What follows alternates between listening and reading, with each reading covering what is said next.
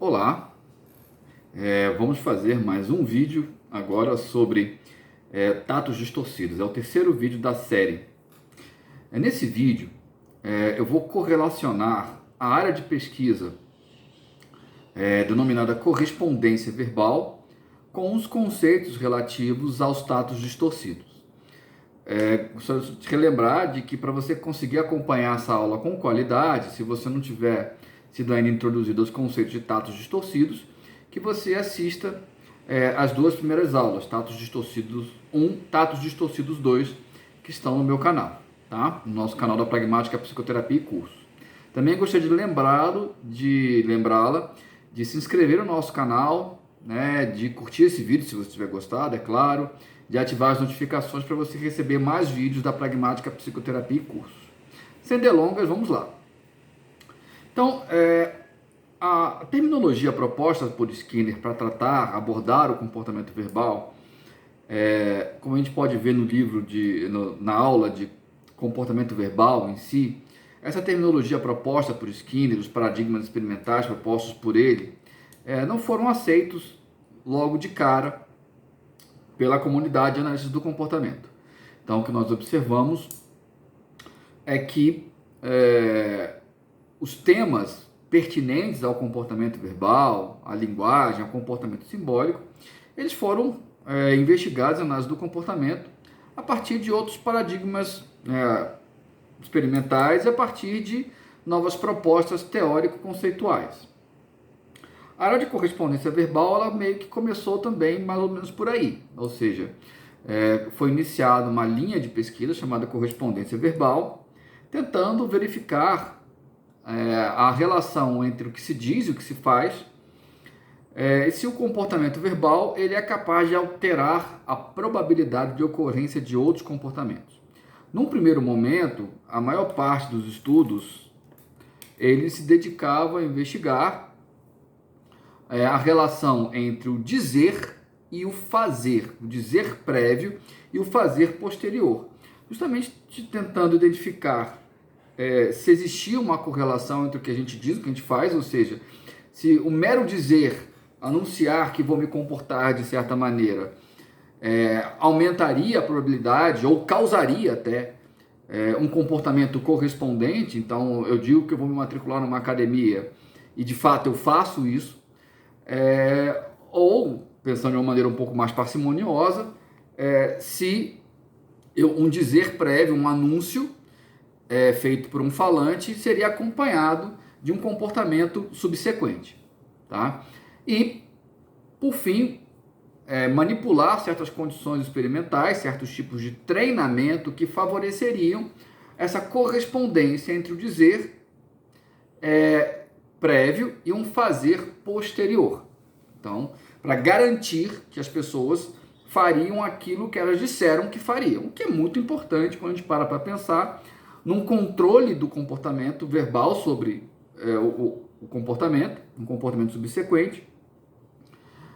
A partir do momento que você cria condições para que a pessoa anuncie que ela vai se comportar de uma certa maneira, que de fato ela age assim. Então, se a gente pensar isso num contexto terapêutico, é muito importante, né?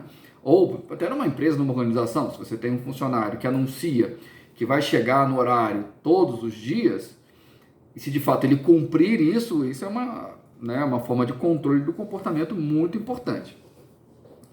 E as pesquisas inicialmente se dedicaram justamente a isso, até nominando isso de autocontrole, na medida em que se a pessoa ela diz que vai se comportar e se comporta daquele jeito, diria-se que há um autocontrole. Note que o termo autocontrole, nesse caso, não é exatamente a definição proposta por Skinner, do Ciência e Comportamento Humano, nem a proposta por Racklin, na década de 70, né, que autocontrole se referia a outras coisas que um controle do próprio comportamento verbal sobre um comportamento subsequente. Em 1989, o Antônio de Freitas Ribeiro, ele fez um experimento seminal nessa área. Por que ele foi tão importante esse estudo? Porque ele não investigou a correspondência dizer-fazer. Ele investigou a correspondência fazer-dizer. Né? Então, se a pessoa relatava com precisão aquilo que ela tinha feito previamente, né, no seu estudo clássico aí com crianças. Enfim, tem até um capítulo meu com o Lucas Córdova, num livro bem bacana, que é Experimentos Clássicos de Análise do Comportamento. Vale a pena vocês darem uma olhada. Depois da descrição do vídeo eu vou colocar o link de alguns dos textos dessa área que vocês podem olhar, que eu vou mencionar aqui, eu mencionei aqui no nosso vídeo. Esse estudo do Ribeiro, ele, ao contrário dos estudos de correspondência dizer-fazer, ele é um estudo que ele não está tão interessado no fazer, ele está mais interessado no dizer, né? Então ele está interessado não tanto no controle que um comportamento verbal exerce sobre um comportamento não verbal, ele está muito mais interessado no que faz, né, em variáveis experimentais ou ambientais que fazem com que um falante relate com acurácia aquilo que ele fez, né? Então ele diz que vai estudar, ele estuda naquele momento o comportamento verbal pelo seu próprio mérito, e não tanto pelo efeito que o comportamento verbal exerce sobre o comportamento subsequente. A literatura, ela define correspondência verbal, ao meu ver, de uma maneira equivocada, mas ela define da seguinte forma: correspondência verbal é a relação entre um comportamento verbal e um comportamento não verbal. Vocês vão ver vários textos na literatura que definem dessa forma. Um capítulo muito citado que define dessa maneira é o texto do Beckert, de 2005, né, numa coletânea também bem bacana, organizada pela Josélia Bel Rodrigues e pela Michela Rodrigues Ribeiro. Já devem ter consultado alguns capítulos desse livro. Enfim, essa definição ela é problemática na seguinte medida. Primeiro, porque ela passa a noção de que comportamento verbal e o comportamento não verbal são diferentes. E não são diferentes em termos de sua natureza. Eles têm um comportamento verbal, ele vai ter uma sutileza em relação ao comportamento não verbal, mas ambos são comportamentos operantes e mantidos pelas suas consequências. Tá? A diferença, como a gente pode resgatar lá no vídeo de definição de comportamento verbal, o comportamento verbal ele vai operar no comportamento das outras pessoas obrigatoriamente, treinadas numa mesma comunidade verbal que o falante, e o comportamento verbal não. Então, primeiro ponto, a diferença, essa definição baseada entre um dizer e um fazer, trata os dois como se fossem coisas diferentes. Não são. O fazer, o dizer, ele é um fazer no fim das contas. Então, isso é uma coisa que você sempre tem que lembrar. Então, eu prefiro definir a correspondência verbal como a correspondência entre dois comportamentos.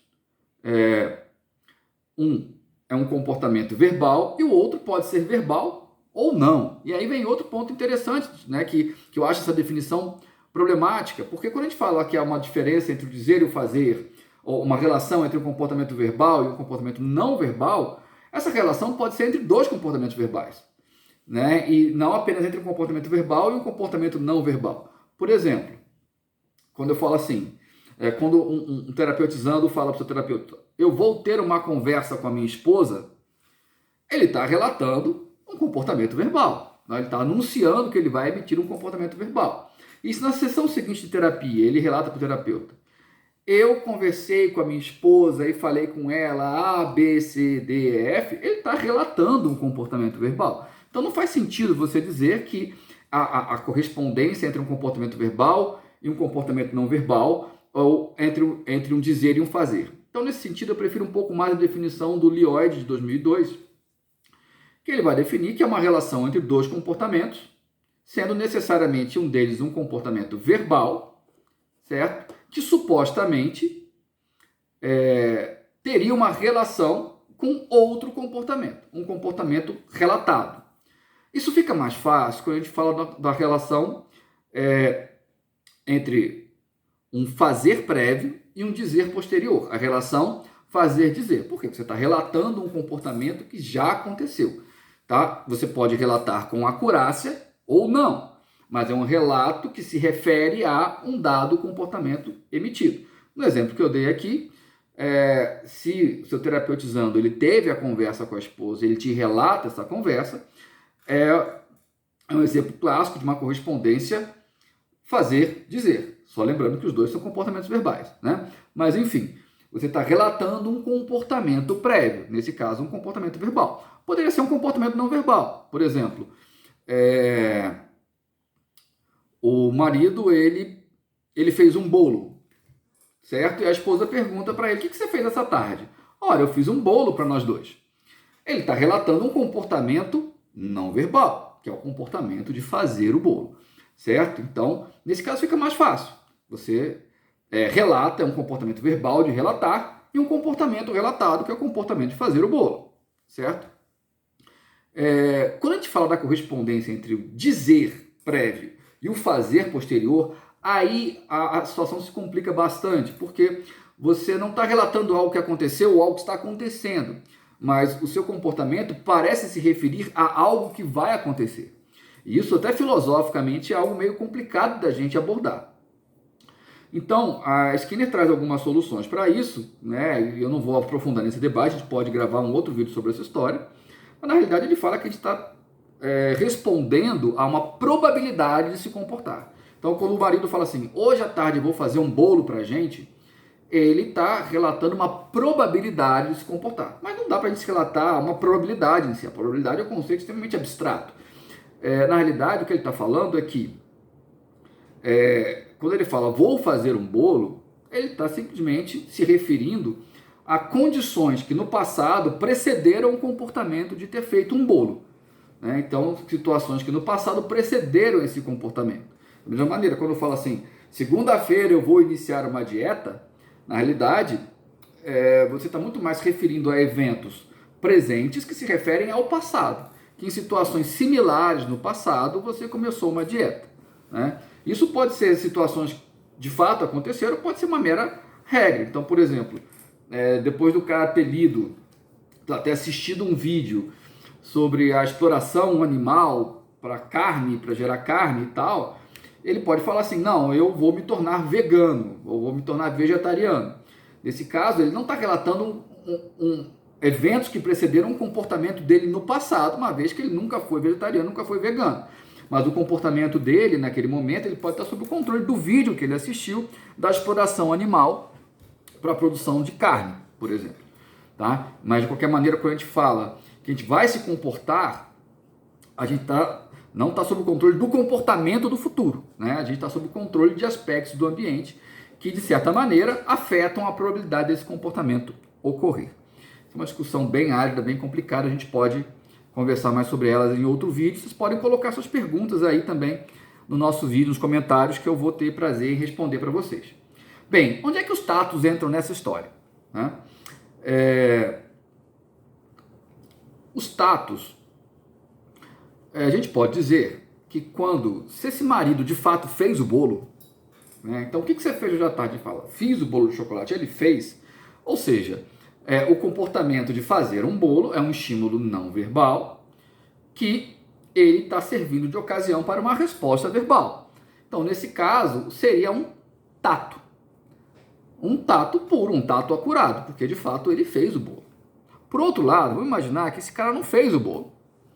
Ele passou a tarde inteira, sei lá, assistindo um seriado e aí ele foi na padaria ali e comprou um bolo. Ou ele pagou para alguém fazer um bolo para ele, por exemplo.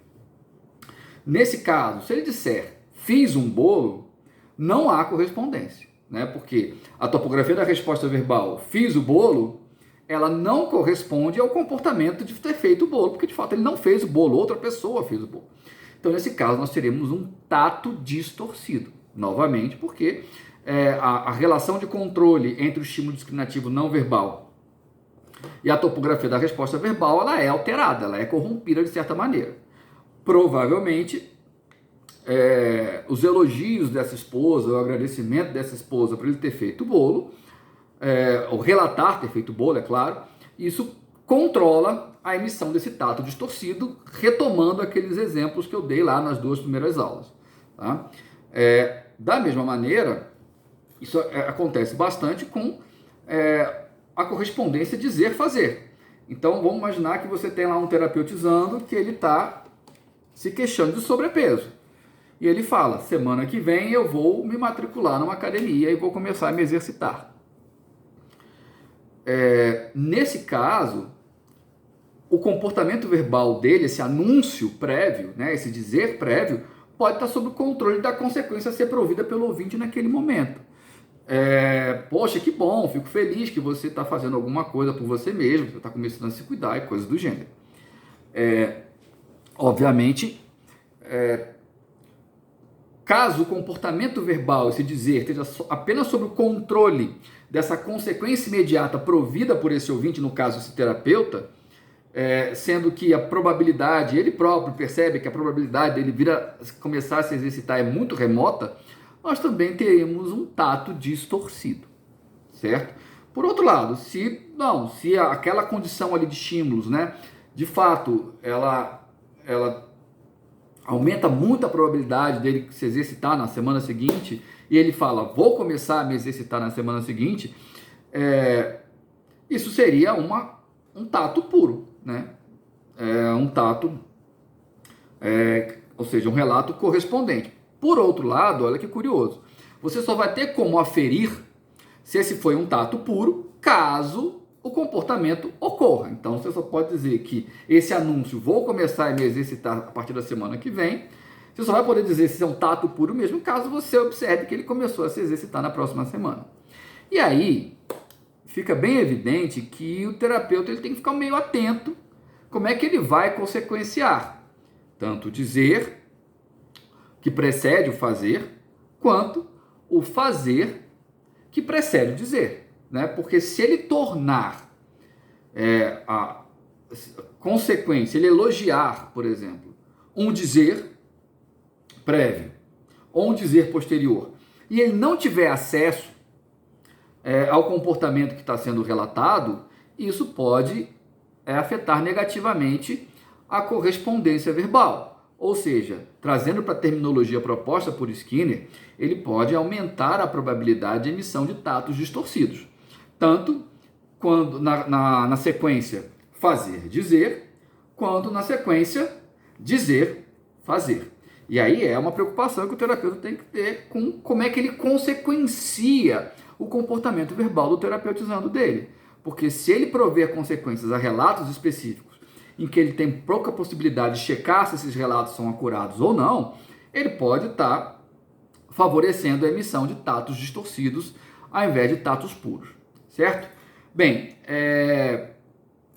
para esse vídeo ficar curtinho, acho que vou parar por aqui, mas semana que vem eu vou fazer mais um de tatos distorcidos, aí, mas falando mais especificamente da área de correspondência verbal, trazendo para vocês variáveis experimentais que se mostraram particularmente relevantes na correspondência verbal, né? Porque isso vai nos ajudar a refletir como é que a nossa prática clínica, ou mesmo em outras áreas de atuação do psicólogo, como a gente pode fazer para aumentar a probabilidade de relatos correspondentes ou de tatos puros. Bem, gente, é isso aí. Lembre-se de se inscrever no canal. Lembre-se de curtir a nossa página, de curtir o vídeo se você tiver gostado, ativar as notificações para que você receba mais vídeos como o nosso, tá? E surgindo dúvidas, não se intimidem, podem colocar as dúvidas aqui que eu vou ter prazer de responder para vocês, certo? Um grande abraço, moçada, e que a força esteja com vocês.